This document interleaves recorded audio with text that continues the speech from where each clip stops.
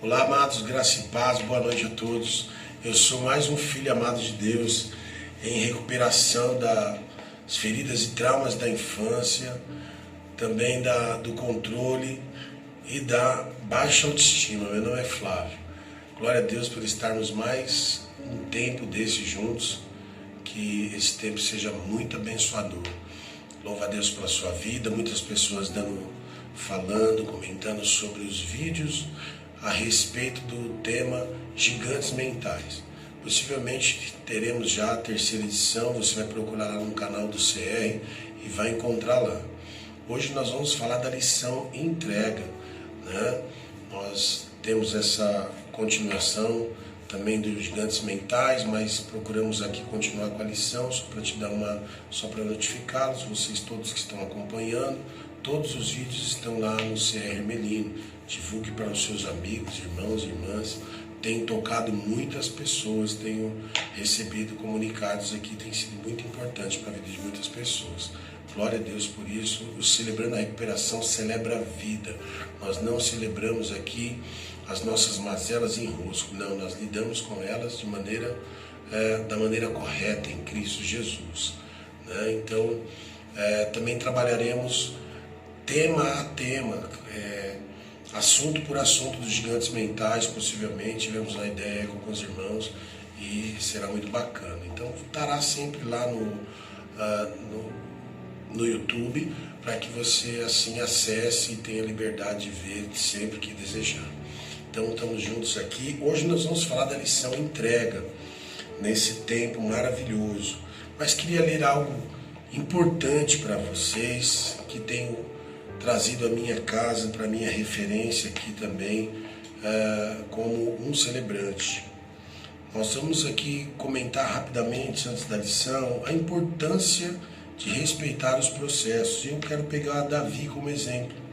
Vou ler algo aqui para vocês. O Davi foi um homem que Deus escolheu para servir, de modelo, e por isso teve que enfrentar duros processos. Vai se vendo aí você, minha irmã, meu irmão. Mas o cedro do Senhor nunca se apartou da sua casa, mesmo que seus filhos falhassem. Nunca faltaram pessoas na descendência de Davi que servissem a Deus. Da mesma forma, a sua vida hoje pode estabelecer um cedro de justiça. Pense nisso. Ainda que as coisas não estejam tal como para o Senhor, nossa casa não esteja tal para como o Senhor, mas ali servos. Você está servindo, outros estão servindo, como aqui em casa, eu estou servindo minha esposa, meus demais filhos, né? Não toda a casa, mas todos já estão salvos, mas estamos em um processo e nós estamos respeitando.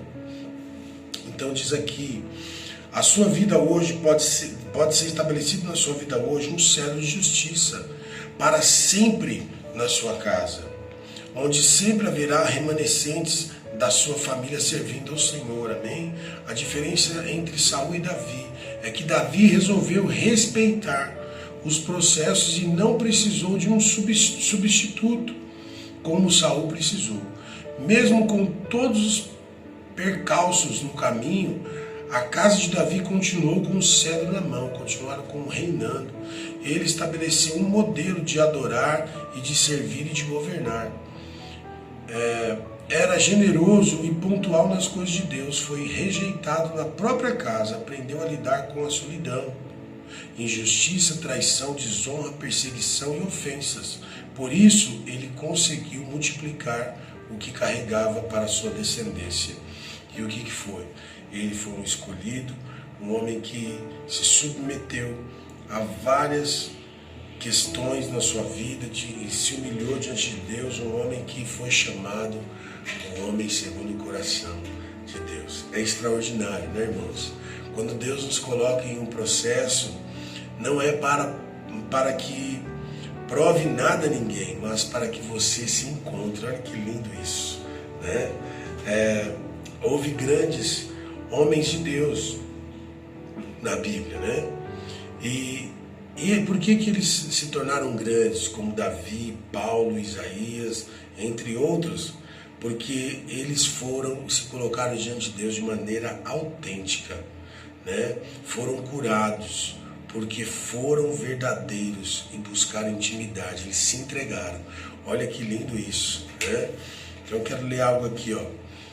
Então, se você me perguntasse, né, como resolver isso, como resolver meus enroscos, mazelas e todas essas situações, provavelmente uma vida de fingimentos é o reflexo que está debaixo de todas essas situações, né, das nossas carências, das nossas emoções frustradas e tudo mais. E a partir daí, com certeza, nós não colocamos autenticidade no nosso eu.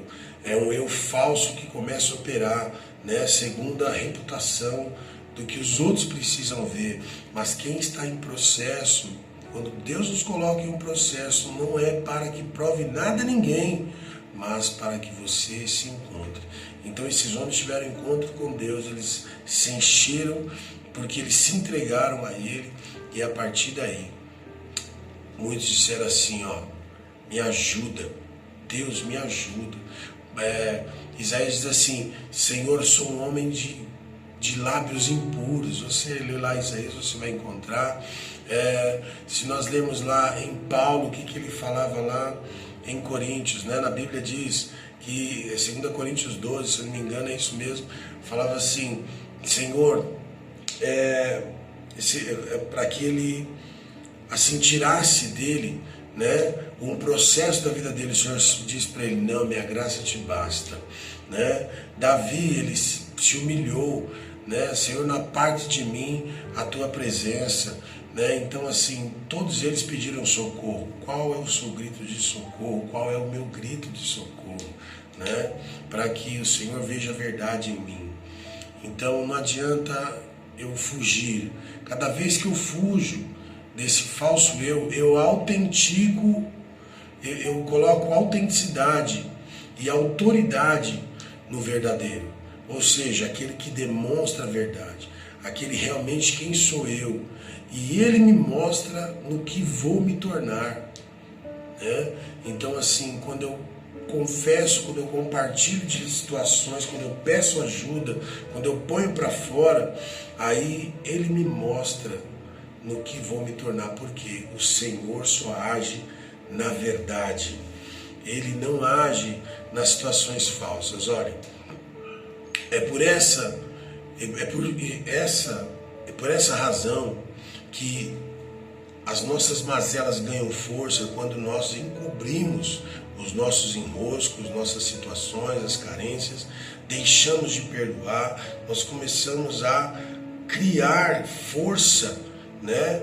E começamos a sofrer mais ainda com esse falso eu. Então nós devemos tomar muito cuidado e assim sempre se colocar em transparência diante do Senhor, se entregar. Então queria deixar só essa meditação simples para o seu coração, né? Que é pela verdade que o Senhor reina nas nossas vidas. Quando a gente fala da verdade, né?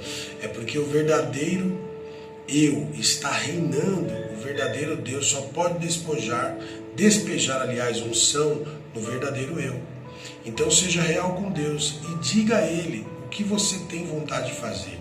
Diga a Ele o que você tem pensado. Fale com o seu Pai, fale com Ele, entregue-se, né? O Senhor, Ele não nos imputa culpa mais, né? E sim liberdade. Então, às vezes a gente pode dizer assim, Senhor, eu tenho tido dificuldade de falar com determinada pessoa, de lidar com tal situação. Isso não é pecado a gente dizer para o Senhor que nós temos dificuldade em algumas questões, amém, amigos? Então que nós possamos assim pensar e refletir sobre isso. Agora, falando da lição entrega, que é maravilhosa, né? Aqui no princípio 3, que diz assim, conscientemente escolho confiar toda a minha vida e minha vontade aos cuidados e controle de Cristo. Felizes as pessoas humildes, pois receberão o que Deus tem prometido. Mateus 5,5. Passo 3, decidimos entregar nossa vida e nossas vontades aos cuidados de Deus. Portanto, meus irmãos, por causa da grande misericórdia divina, peço que vocês se ofereçam completamente a Deus, como um sacrifício vivo, dedicado ao serviço e agradável a Ele. Esta é a verdadeira adoração que vocês devem oferecer a Deus. Romanos 12, 1. Então nós vamos aqui falar no acróstico de entrega, que é de entender, confiar unicamente em nosso próprio entendimento foi justamente o que nos trouxe ao programa de recuperação. Sim ou não? Depois que você tomou a decisão de convidar Jesus para entrar em seu coração, é preciso agora começar a buscar a vontade dele para a sua vida em todas as suas decisões. O texto de Provérbios 3, 5 e 6 diz assim: confie no Senhor de todo o coração e não se apoie em sua própria inteligência. Lembre-se, Deus em tudo o que fizer lhe mostrará o caminho certo. Olha que lindo, né? O que nós pensamos aqui a respeito, irmãos? Olha, provavelmente nós temos que pensar em algumas coisas. Geralmente, a gente tem a tendência de tentar entender umas coisas que jamais vamos procurar entender o outro. Nós precisamos procurar entender a si mesmo. Então, a partir daí, só quem nos conhece muito bem consegue fazer isso.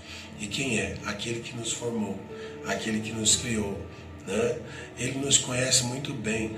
Às vezes a gente está lutando com tantas coisas, né? Para entender algo que não é necessário, para tentar descobrir todo o outro sem se descobrir, sem começar a entender-se a si mesmo. E para isso nós precisamos entregar-se totalmente a Jesus e pedir força para continuar seguindo nessa missão com Ele. Quantas situações delicadas depois de uma vida em Cristo, pessoas abandonam os seus lugares na sua família, até lugares onde o Senhor tem colocado nas igrejas, nos prédios, relacionamentos, trabalhos. Por quê? Porque não procurar entender a si mesmo, querer entender todo o processo do outro, o processo da igreja, o processo desse casamento que está assim, o processo do meu filho que fez isso, aquilo, ou acolá, o meu patrão, porque trata assim, assado, e aí inúmeras situações que a gente quer entender, em vez de a gente procurar só se entender em relação e confiar no Senhor de todo o coração, porque Ele pode mostrar o caminho certo. Então, a segunda palavra de entrega é ter arrependimento. Para arrepender-se verdadeiramente, você precisa fazer duas coisas: abandonar os seus pecados e voltar para Deus. A Bíblia tem muito a dizer sobre arrependimento. Ele permite a você desfrutar de liberdade dos seus relacionamentos amoroso com Deus. A palavra de Marcos 1,15 diz assim: chegou a hora e o reino de Deus está perto. Arrependei-vos dos seus pecados, creiam no Evangelho. Marcos 1,15.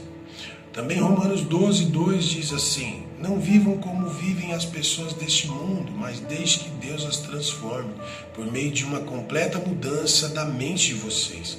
Assim vocês conhecerão a vontade de Deus. Isto é aquilo que é bom, perfeito e agradável, né? Então, ter arrependimento. Quando nós falamos de arrepender-se não é enxergar a si mesmo como repugnância. Antes significa sentir-se amado por Deus. Ele não quer punir-nos. Deus se põe ao nosso lado, de braços abertos, ansioso para que nós voltemos para Ele. Então, arrependimento, conversão de caminho, mudança de rota. Eu ia por aqui, chega, eu vou por ali. Quantos desacertos tivemos, quantas repetições, né? Eu costumo dizer assim, quando a gente fala para uma pessoa, perdão, é porque eu estou arrependido. Quando eu falo para uma pessoa assim, desculpa, é porque ainda não houve arrependimento, quer dizer que eu vou fazer de novo.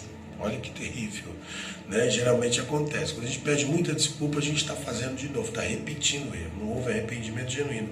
Mas quando nós falamos, olha, me perdoa, é que claramente nós tivemos um encontro, nos entendemos, percebemos que a coisa é comigo, me arrependo, me coloco diante desse Deus de amor, porque o reino do Senhor está perto, eu me rendo a esse amor, me entrego totalmente a Ele, mudo a rota, não vivo mais como vivo o mundo, mudo minha mente e prossigo para o alvo, uma rota nova. É lindo demais, meus irmãos, é muito maravilhoso. A palavra de entrega, né? De entrega, o R, reconhecer e confiar.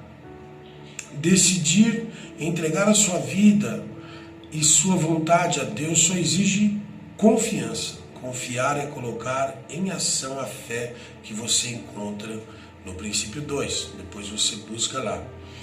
Olha o que diz o texto de Romanos 10, versículo 9. Se você disser com a sua boca, Jesus é o Senhor, e no seu coração crer que Deus ressuscitou Jesus, você será salvo. Isso é muito poderoso. Quando você crê, acontece. A Bíblia também diz em Mateus, se você disser a esse monte que ele vai se mover, e crendo, ele se move. O monte pode ser uma dor, pode ser enfermidades, pode ser um problema, pode ser o que for. Se você crê e disser a ele com toda a confiança, vai sair dali. Então, nós percebemos o que, irmãos? Está algo tão simples. Nós deixamos de confiar a nossa vida ao Senhor, esse que nos conhece, esse que nos formou, esse que nos ensina o caminho pelo qual nós devemos andar, esse que nos leva a um arrependimento, mas em amor, sem punição, né? Mas o que percebemos? Nós confiamos naquilo que comemos, não sabemos nem o que vai acontecer. Geralmente a gente vai comer num lugar, nós não olhamos a cozinha. Hoje em dia muitas cozinhas são abertas, mas a maioria dos manuseios de algum alimento nós não sabemos e nós confiamos. Nós confiamos em pessoas que, quando você está ultrapassando numa estrada alguma coisa, ela fala assim, vem, você nem enxerga o que está lá na frente, mas está confiando em alguém com o braço dizendo assim, ó, vem, não é assim? Muitas vezes estamos com nossa vida confiada a estranhos, que nem imaginamos quem seja. Uma pessoa fala, pode vir, aí você está lá e nem está vendo o que vai acontecer, pode vir, e você confia, posso, e vai, né? E aí a gente deixa de confiar nesse que nos criou, nos formou, e como diz lá em Efésios, antes da fundação do mundo, Ele já tinha nos escolhido para ser da sua família, adotado como os teus filhos, Efésios 1. Então pense nisso. Confie, reconheça quem Ele é e se entregue a esse Senhor, confesse Ele de todo o seu coração. Senhor, Tu és o meu Senhor e Salvador, eu confesso a Ti, é o meu sono. E é porque queima o coração ao falar de Jesus, quem Ele é para nós. Lembrando você, meu irmão, esse não é um programa religioso, isso não é um programa de denominação A, B ou C, não. É algo que Jesus nos trouxe para colocarmos nós tão perto dele, em amor, com todos os nossos enroscos, situações. Ele coloca tudo isso de lado, a gente é verdadeiro na nossa identidade e se aproxima do verdadeiro, que é Cristo. A última letra de entregar é ganhar, ganhar nova vida. Depois de pedir Jesus que entre em seu coração, você terá uma vida nova, diferente, uma vida nova e diferente. Não estará mais preso à velha natureza pecaminosa. Deus declarou você como não culpado. E você não precisa mais viver sob o domínio do pecado. Deus aceita as pessoas por meio da fé que elas têm em Jesus Cristo. E é assim que Ele trata todos os que creem. Romanos 3, 22. É tão interessante. Antes da pergunta final, né? Nós ganhamos uma nova vida. Mas olha o que diz a velha. A velha vida diz assim, salve sua vida. Ou diz assim também, tenha mais e mais, seja egoísta. Esteja acima dos outros, custe o que custar. Minta, a verdade só complica as coisas. Odeie seu inimigo. né? Ah, você vai deixar as coisas assim mesmo? Você não deveria. Se separa, sai fora da sua casa. Olha, bate em um, bate no outro. Sabe aquelas coisas? Isso é do velho homem, da velha criatura que estava em nós. Mas o novo que tem recebido Jesus, você deve perder a sua vida, diz aqui, e ganhar a verdadeira. Marcos 8,35. Medite nesse texto. Deem aos outros e Deus dará a vocês. Lucas 6,38. Sirva os outros. João 13,12. Fale a verdade com espírito de amor. Efésios 4,15. Ame seu inimigo. Mateus 5,4,4. Esse é quem recebeu Jesus, que vive a nova vida. Amém? Então você que tem uma nova vida, que já está passando por esse processo da entrega, entregue-se, meu irmão. Entregue-se a Ele. Se você já é um cristão, já está há muito tempo, está chegando esse vídeo até você. Ah, eu já sou, mas perceba os enroscos. E aí a pergunta é aqui. Você tem encontrado dificuldades para entregar algumas áreas da sua vida para que o Senhor cuide? Quais são elas? Fale sobre elas. Entregue-as. Essa é a pergunta. Então, meu irmão, minha irmã, a quem está ouvindo essa mensagem da entrega, é um tempo de você entregar. É um tempo de orar e entregar tudo a Ele. E nossas vidas tomarão um rumo totalmente diferente. Amém? Terá no final aqui um louvor, e nas salas a oração da lição de entrega será feita com todos vocês que estarão lá a participar. Chame, convide, traga pessoas para esse tempo de uma vida saudável, de celebrar a vida. Nós todos amamos vocês, somos irmãos, filhos amados do Pai. Deus abençoe, até já já.